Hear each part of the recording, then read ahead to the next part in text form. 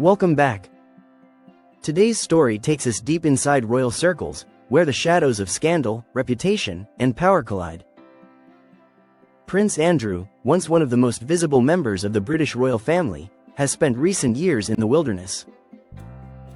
But now, after silence, withdrawal, and public disgrace, he appears to be making a desperate move to crawl his way back into royal life.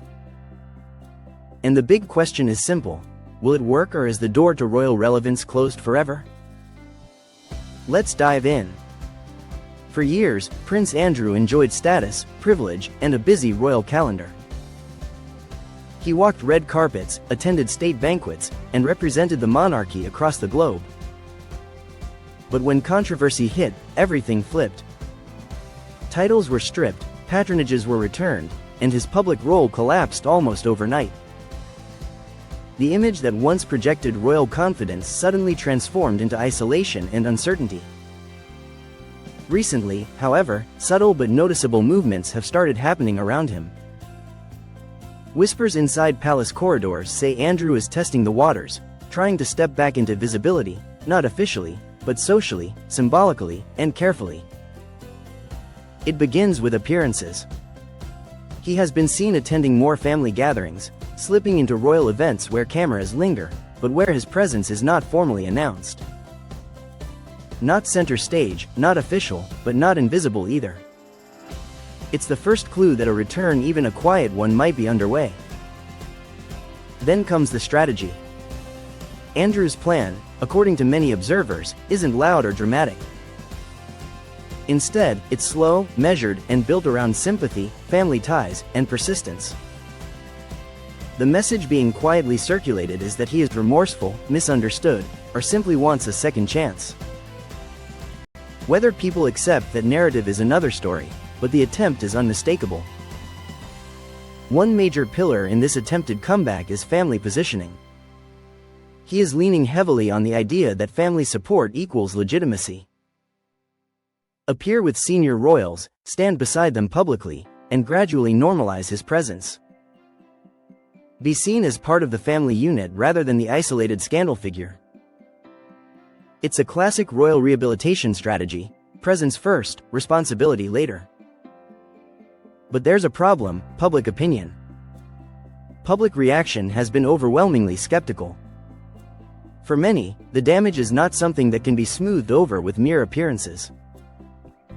Trust once lost is hard to rebuild, and Andrew's name carries heavy baggage. Polls show persistent disapproval.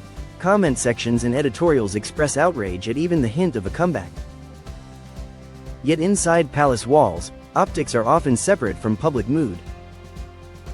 The royal machine thinks long-term.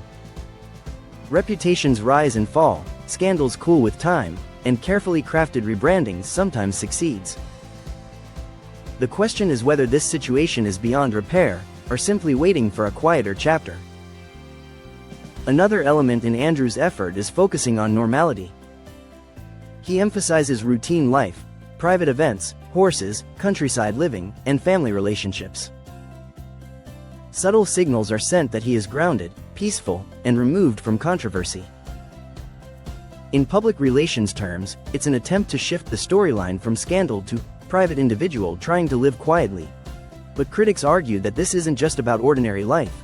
It's about slowly re-entering public relevance through the back door. Appear harmless. Appear settled. Then request duties, in a small capacity. That's often how rehabilitation campaigns begin. Not with fireworks, but with whispers. Another factor shaping this comeback attempt is the role of King Charles and the wider monarchy.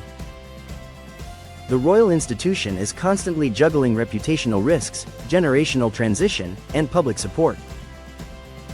Andrew's presence complicates that picture. Too much visibility revives controversy. Too little visibility risks internal family tension. Balancing those forces is no small task. Some insiders believe Andrew is relying on the fact that time blunts outrage. Headlines fade. New crises arise. New royal stories take center stage. If he simply waits long enough, perhaps the door cracks open. But time also cements perception. For many, the association with scandal will never fade, regardless of how many years pass. So what is Andrew actually doing now? He has reportedly been working behind the scenes, seeking advice, exploring ways to regain some level of purpose, and testing how far public tolerance can be stretched. Purpose and testing how far public tolerance can be stretched. He has attempted social re-entry before, sometimes subtly, sometimes clumsily, and faced sharp backlash. Yet the attempts continue. That persistence reveals something important. He does not want to spend his remaining years entirely in royal exile. For someone raised in the heart of privilege, complete irrelevance can feel like the harshest punishment of all. There is also the financial angle. Public duties come with public funding, security, and status. Without royal roles, much of that shifts or disappears. A comeback, even partial, could restore resources and prestige that once came automatically. That creates a powerful incentive. But the royal image is bigger than any single individual. The institution carefully guards its brand, especially now when global scrutiny is intense.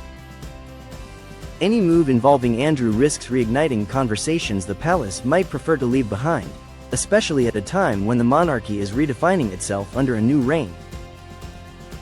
So where does this leave his comeback attempt? Right now, Prince Andrew exists in a strange in-between world. Not fully banished. Not fully accepted. Visible but unendorsed. Present, yet controversial. Every step forward is met with criticism, every appearance becomes a headline, and every sign of rehabilitation triggers debate. His strategy, intentionally or not, seems built around endurance. Stay around long enough, remain close enough to the center, and eventually become part of the scenery again. Will it work?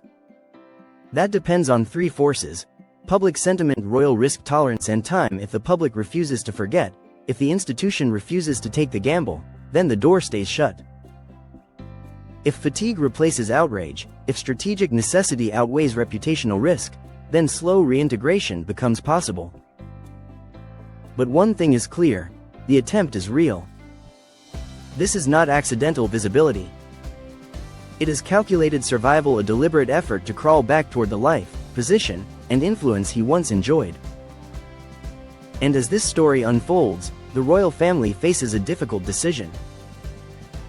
Forgiveness versus accountability. Family loyalty versus public trust. Tradition versus transparency. Which side will win? That remains to be seen. What do you think? Should Prince Andrew be allowed to return to royal life in any form? Or should his chapter in public duty remain permanently closed? Share your thoughts below. Your perspective matters. Thanks for watching, and if you enjoy deep dives into royal drama, power, and the stories behind the palace walls, make sure you subscribe for more. Until next time.